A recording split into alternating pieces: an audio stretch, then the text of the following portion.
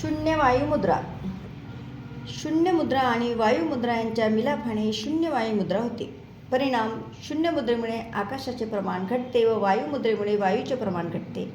दोन्ही तत्वामध्ये घट होऊन अनेक संभाव्य आजार टाळता येतात. लाभ: खालील विकारांसाठी ही मुद्रा उपयुक्त आहे. प्राण आणि सोसण्याच्या शक्तीचा अभाव, निर्णय क्षमता असणे, भित्रेपणा, अवास्तव भीती, शक्ती आणि सातत्याची कमतरता, झोप न येणे, हडकुळेपणा, वजन घटणे, शरीराच्या भागात बधिरता, चालताना लरखणे, कंपवात, जडत्व, भोळ, सांध्यातील कर्कर आवाज, सांधेदुखी, थंड शुष्क भोगाळलेली त्वचा, नखे, केस, अनियमित अडखळत आणि वेदनादायी मासिक पाळी, कर्कश आवाज, तोतरेपणा, तीव्र डोकेदुखी, कानदुखी, चालताना तोल जाणे, दातदुखी, घसादुखी, टाचदुखी या सर्व दुखण्यांसाठी शून्य मुद्रा आणि वायुमुद्रा एकत्रित करून त्यानंतर प्राणमुद्रा केल्यास लाभदायी ठरते. शून्य वायुमुद्रा दररोज 15 मिनिट नियमित केल्यास सर्व प्रकारच्या आजारांना थोपवता येते.